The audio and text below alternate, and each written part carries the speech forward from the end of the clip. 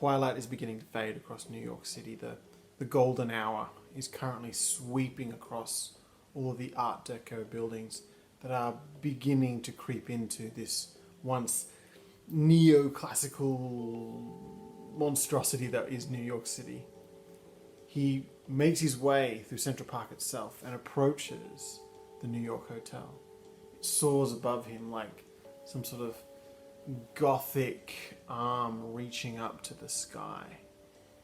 He knows if he's going to fulfill his promises to both the living and the dead, he's going to need to get into there and find some more information. David Race enters into the hotel lobby. Things are still busy, things are still happening. People are going back and forwards. In many respects, just another day in this hotel.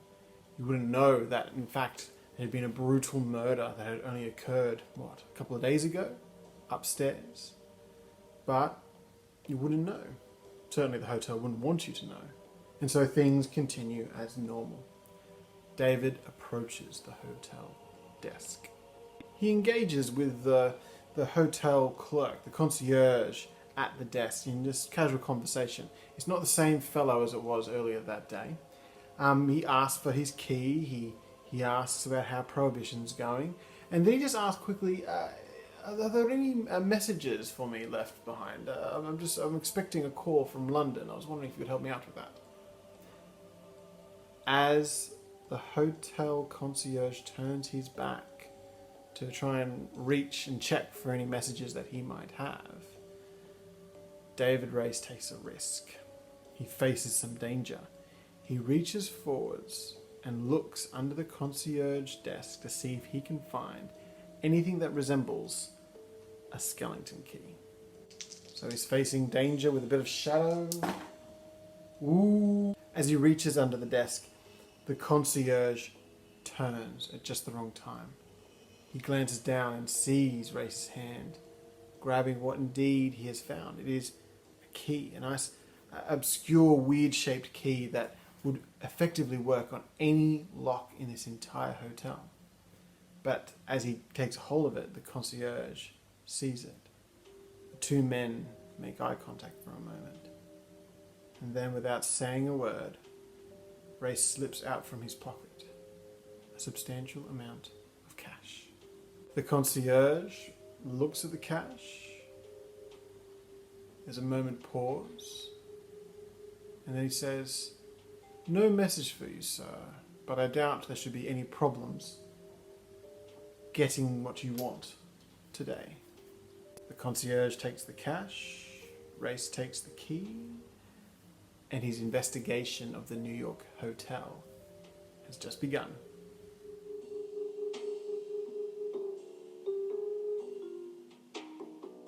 Hello and welcome once again to The Big Dry. It is an Ironsworn RPG. It is sort of instead of a sort of fantasy RPG, solo role-playing game in the vein of Dungeons and Dragons, it is instead a sort of mystery story. And this is kind of exciting for me. Basically, it is a mystery story where even though I'm telling you the story, I don't actually know how it ends. Basically, we play this game, we roll on some charts, we roll on some character sheets, and we slowly get information that's going to be our job to piece together like a detective. Well, like a movie detective, of course. Again, this is Ironsworn by George Templeton. Excellent game. I keep saying that every week, but I do actually mean it.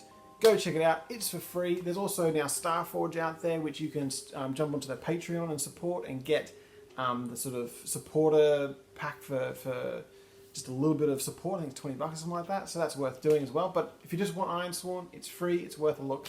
Can I encourage you to do it? But in this game, we are investigating the murder of George Templeton, a British diplomat who has fairly shady dealings with shady figures in the British government. But maybe with a heart of gold. We discovered last episode that Templeton is working with Janet Mayhern. She's a figure that's helping people who are trying to escape the British Empire, who are hiding in America, but who are being hunted in America, find safety. And Templeton, an old friend of hers of some sort, they are both trying to find redemption for their past sins. So that's where we last left off from last episode. David Race himself, brought into this case by accident, but now deep in it, in part because innocent lives have been lost because of his poor decisions. So now it seems he's very resolved to solve it. We know that there was some shenanigans going on at the New York hotel the night Templeton died.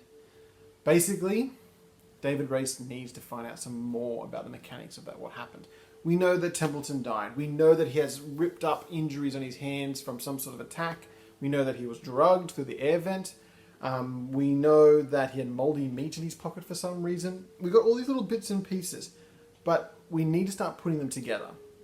We also know that Mark Colden, one of Janet Mayhern's associates, and someone that I'm thinking, and maybe David Race is thinking by extension, could be a serious suspect. He's certainly possibly a mole in Janet's organization. Maybe not. We don't know that for sure.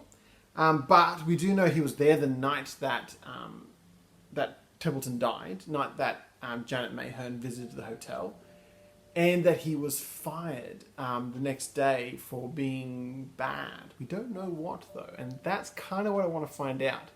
What did Mark Colden do that night? How does he play into this? What did Janet do? She was there that night as well. So, what we need to do is we need to do a little investigating of this building at the heart of our crime. So, by all means, fix yourself something delicious to drink, get comfortable, and let's investigate. So we're going to be sneaking around the New York hotel. We've got this skeleton key, so we now have access to a lot of the rooms, but we're going to be probably going places that we're not meant to be going. In addition, the police aren't too happy with us. We were involved in the death of that innocent man who we don't actually really know his name. And we know that our once friend, but now potentially not overly impressed friend of ours, I've already forgotten her name, oh my goodness, a Miss Bartney, she's not too impressed with us, so she's hanging around and they're keeping an eye out for potential suspects in a couple of different crimes now, and we're being suspicious. In addition, we know that there's these dark, shadowy British special forces types floating around that probably know that we are a potential suspect, or we're no longer acting to the script, so therefore they might be hunting us as well. In addition, Mark Colden's floating around.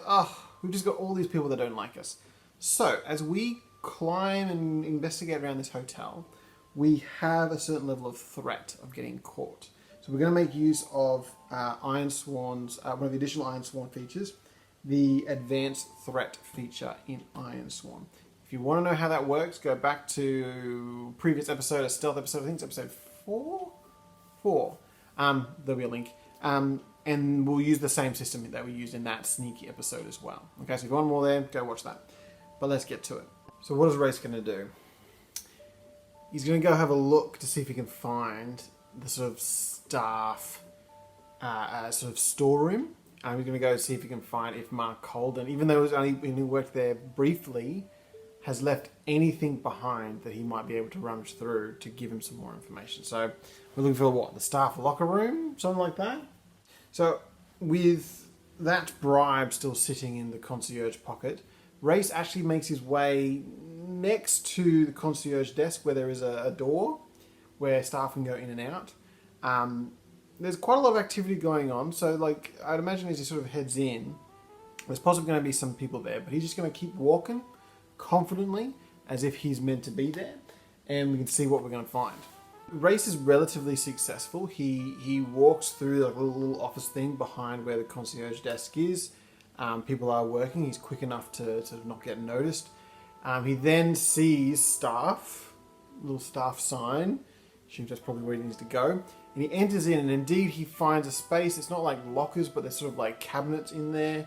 They can see that there's names on these different cabinets, so I'm assuming this is like sort of a staff locker room.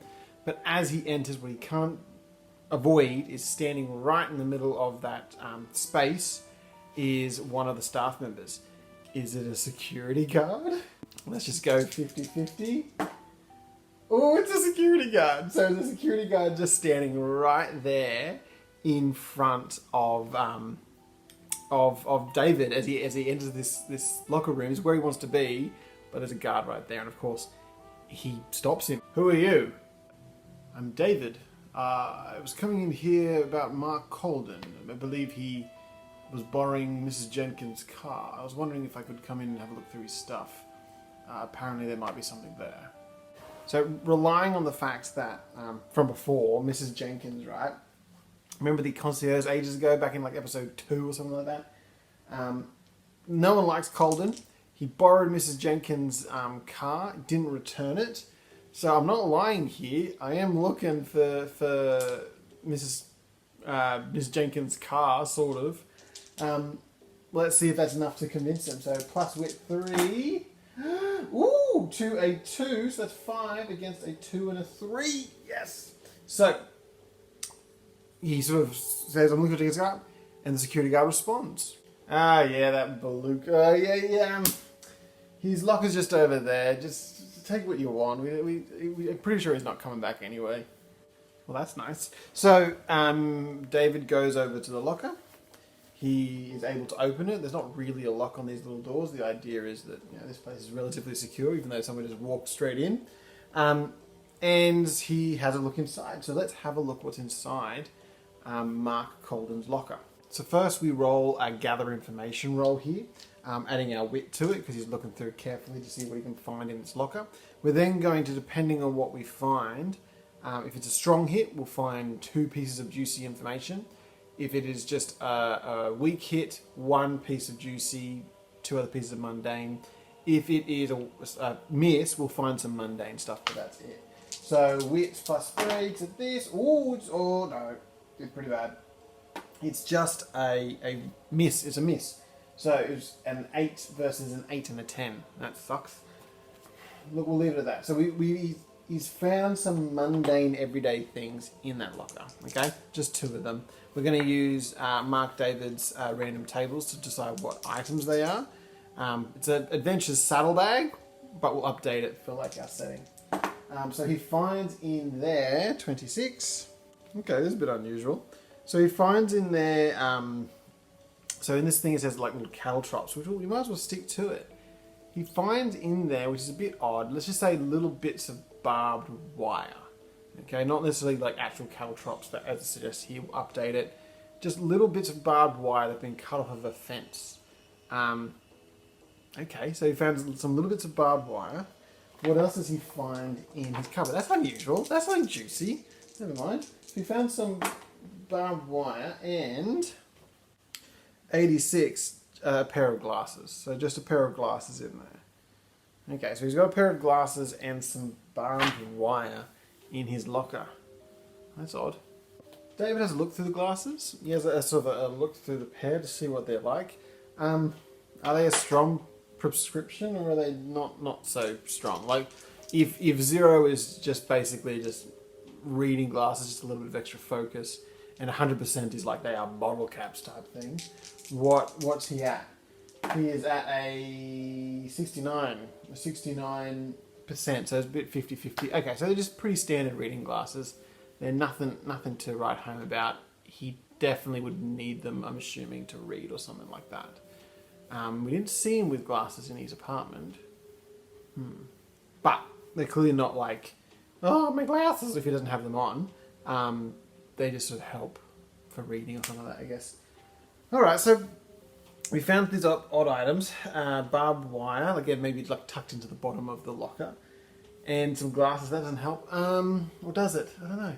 I guess David turns to the security guard. He's still in there, I'd imagine he's still sort of getting dressed or getting undressed for going to go home into cities. And so I guess, okay, this is what Race does. That SOB, he got nothing in here except, what, glasses? Oh, I was hoping that the keys would be in here. He lied to me. You don't know anything about this Mark Colden fellow, do you?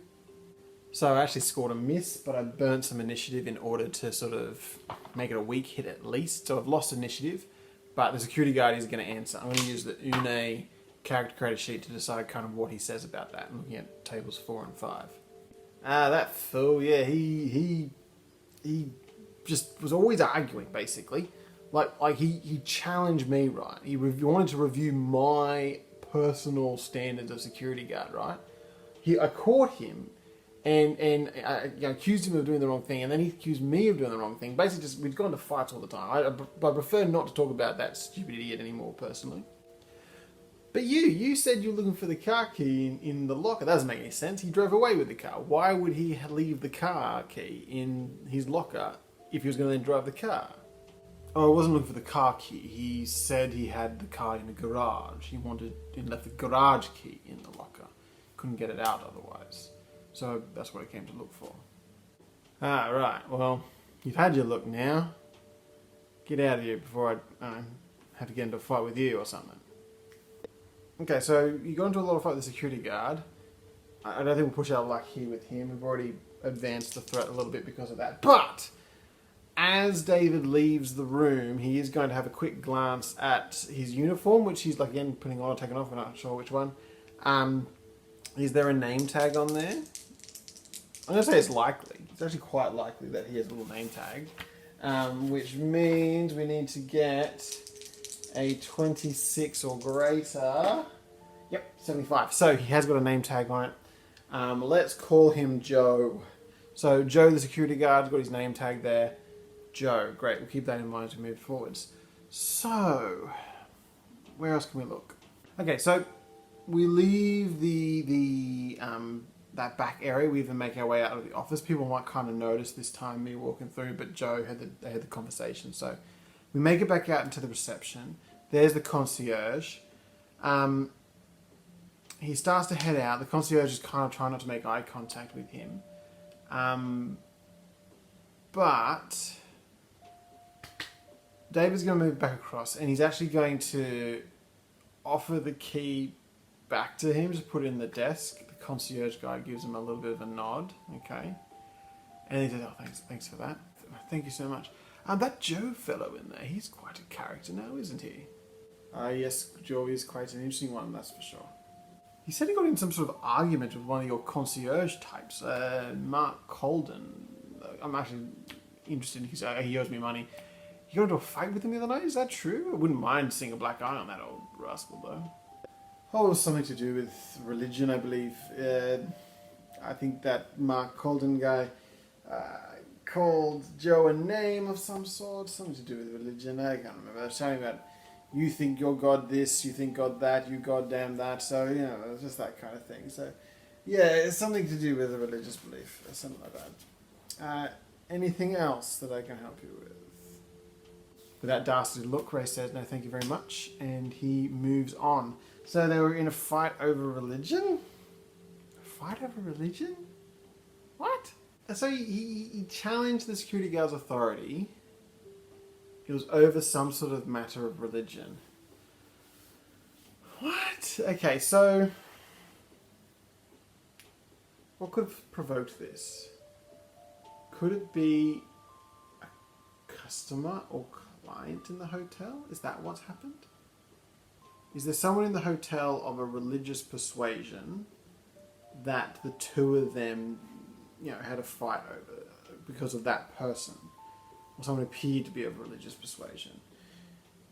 Janet Mahern, probably not. She just looked like a hat and coat, and she was known as the artist. So Mark pauses for a moment. He thinks he's going to take a risk. He turns back to the concierge. Actually, concierge. Yes, concierge. Actually, to come to think of it, I think I need to go. Yes, I need to go. Is it possible that I can sign out? Yes, it is possible that you can sign out. No, I mean sign out right now. I really need to go immediately. Something's come up, I think. It's very important. Yes, can I sign out right now? Can I please see the sign book, please? I want to sign out.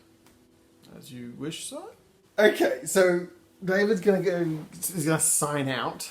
Actually, he's gonna sign out. But he's gonna do this in order to have a look at the register book, the book that people sign in and out of the hotel if they've been there or not.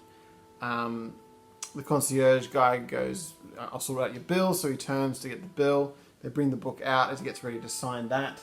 And we're going to see if there's anything in there that's going to be useful. So what we'll do is we'll once again, we'll use a wit here, okay?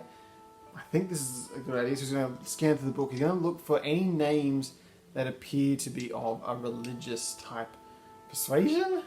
So he begins to look through the book. The concierge, he's getting the bill ready, but he's giving him the side eye the entire time.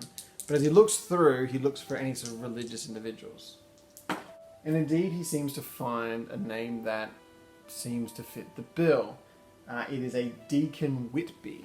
So he found his name, Deacon Whitby. It is someone who is religious in persuasion. Was he there the night that all this went down? Likely 39. So he was there that night.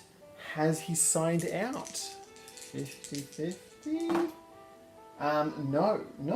Interesting. So it's 26. So no, he has not signed out. He's actually still in the hotel. Ooh. So David takes a look at the room number of this Mr. Whitby, this Deacon Whitby, and maybe he knows something about what's going on. So David Race, he takes the bill from the concierge. Thank you very much. I'll just go upstairs and start getting some things together. I'm such a hurry. I'll be a moment. I'll be down a bit with the money, and I'll be out of your hair. Not too long.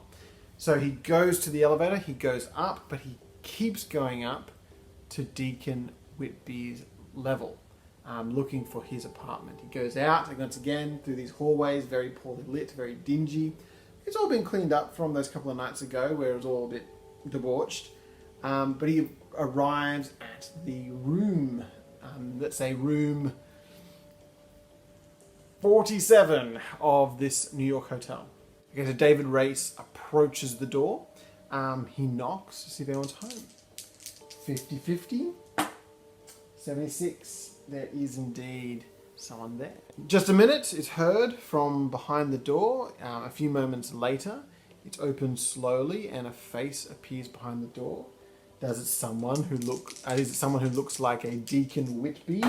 It is indeed. It is indeed a sort of, I'm assuming, more elderly gentleman who opens the door looking around the corner. Hello there. I'm with the hotel's human resources department. I heard that unfortunately a few nights ago you had a run-in with one of our staff. I wondered if I could just briefly ask you about the staff member and what happened. Is that okay to do that now? Oh, that incident. Oh, really? Has it really gotten that bad? I'm afraid so. But in all honesty, we have the highest expectations in these hotels. So I really want to make sure that everything's fine on your end. And just to clarify a few details on what went on, we only want the best for our friends and clients. Oh, it wasn't anything that bad, really. It was he just made a slight disparaging remark about people in my religious position. That's all. He made the remark. The security guard overheard it, and then it blew up into something bigger than it really should have been. Ultimately, that's all it was. Yes, I had gathered that much. But what I'm unsure of is, where exactly did this event take place? Was it in the hallway, in your room? Was it in the main dining area? Where exactly did this occur? Oh, it took place here in my room. The security guard just happened to be outside. He was in here with you? I'm sorry, his role was as concierge, I understand. Why was he up here in your room? Had you asked for his services? We normally send up bellhops for that kind of thing. May I ask, if you don't mind, why he was in this room? Okay, so we've got a weak hit on that one. Why is he up here? So this conversation with this deacon's going to wrap up very soon. So 50-50. Was he here when the deacon returned? It is, without craziness, 79. So yes, he was in the room when the deacon returned.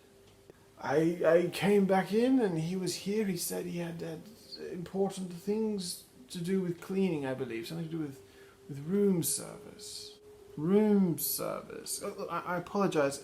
Sorry to intrude on your time, but you're not actually one of our room service staff. When he was in here, did you see what in here exactly he was trying to clean? Oh, yes. It was just over here. Let me show you. The deacon takes David further into his apartment. Not too far from the door, so like down the hallway sort of thing. But over sort of in front of where the bed is, there's a shelf. And on the shelf, there is a sort of an icon, a religious icon. One of those sort of like fold out, sort of maybe Greek Orthodox. Maybe this deacon is Greek Orthodox of some sort. Or Russian Orthodox. So there's icons in there, and this was what apparently Mark was looking at. Yes, at first I thought the young gentleman might have been paying his respects to the mother, but in the end it turned out he was a little more aggressive than that, I'm sad to say. Indeed. We filled up our progression chart here. So, here we are in this room. There's the icon there. This is where he was standing and looking. We've managed to get all the way through our little sort of sneaky investigate the building situation. We can try and finish this fight, basically. We had initiative at the end there too. So what we can do is we can try and end this fight by, I guess, asking one last question. It's not so much Ray's asking a question of the deacon, but more just him looking around, seeing what he can see. With this icon, the shelf, this room, can he see a way in which you could access George Templeton's apartment from here, from this specific spot? Yes, you can. So there is a connection between this apartment and George Templeton's apartment, but what is it? So I rolled on the Ironsworn just action and theme chart. I got withdraw solution. Withdraw solution. I think what this could mean is that from here, as David Race looks at the icon, he does see that near it or next to it, there is some sort of little air vent, little air grate. David Race gets up, he has a closer look at it, the deacon's looking on like, oh, what's he doing, what's going on? And he goes over to the vent, he puts his fingers around the outside, and he gives it a thorough pull. And he actually manages to sort of more or less get this air vent off the wall. Relatively easy, and by that I mean he still has to give it a bit of a heave, but it should be screwed on, and it's not. And as he then looks down through, like tries to peek in through the hole, he notices that this little grate, it goes down past every single floor down through the building. And you can see like lights shining in from all the other little apartment buildings. He can see like down on the way down, there's these little shelf spaces. Whether it's a part of the engineering design keeping it all together, I don't know. Maybe it was deliberate. But little shelf spaces near each of these little vents. And David thinks about it for a moment. He thinks about where this apartment is relative to the rest of the building.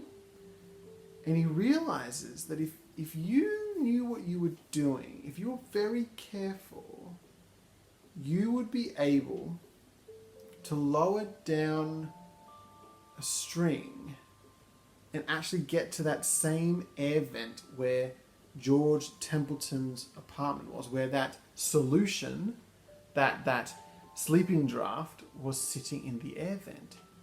From here, you could lift it up and remove it. So let's just retcon a few things, and I apologize for this. So this apartment is above George Templeton's apartment. It's higher up in the building. And that bottle of drink, was it a metal bottle? Maybe with like a magnet on a string, you could fish this thing up or down as you desired. So there was a way in which Mark could lift up the solution, the sleeping draft, out of the room. But it was in George's system. So, what have we gathered? Mark Colden had in his locker some pieces of barbed wire and his glasses. He had gotten into a fight with a security guard because he was in the apartment of Deacon Whiting, whatever his name was. When we're in there, we discovered that in his apartment, there is a way that someone, Mark knows of this some way, that someone could access the air vent that had the sleeping draft that went into George Templeton's apartment, that you could remove the solution or put it back into place as one desired. And Mark knew about this. David Race goes back to his apartment. He takes a moment to recuperate, which we might do. But after resting there, he did say he'd leave the apartment. So after a brief rest there, he builds up sort of some energy, some momentum. He doesn't necessarily sort of refresh himself, but he just sort of takes time to think, get back on his toes. He packs his stuff. He decides he will leave because I don't think he really wants to be here anymore because he's being quite suspicious. There's all these people looking for him. Packs his bag, he gets his check ready, and he makes his way down through the hotel to leave the apartment. Now, obviously, David now needs to find somewhere else in New York to stay, but hey, he'll go find somewhere cheaper because, and be able to lay low while he starts to piece these things together. But we can't not do this. He went back to his apartment. He's been bouncing around the hotel. As he gets down to the foyer and the doors open, is there someone there to meet him? 67 says, yes, there is. As he opens the doors, he is confronted with a group of people. And at the head of that group of people could be one of several people. It could be Mr. Patrick Instow with the British operatives. It could be Janet Mayhearn with her little organisation. It could be the police. Maybe Bartney has finally decided to cash it in. Or if it's a 6, it could be someone else entirely. Let's find out. Standing there at the body of a group of individuals, very clearly able to handle themselves, is standing none other than we have a 6. So, at the head of this party, there is someone there. Someone we didn't expect. Someone we didn't realise was even a part of this case. And that someone will leave as a cliffhanger. I'm so sorry, but next time we tune in, we'll find out who that person is. We don't know who it is. But yes, thank you so much for watching. If you have enjoyed this, by all means, like and subscribe. But really, tune in next week. Next week is going to be our penultimate, I believe, investigation episode. We're almost getting close to the denouement, where we try and put all these random pieces of information together. Can we do it? I don't know. But thanks for watching.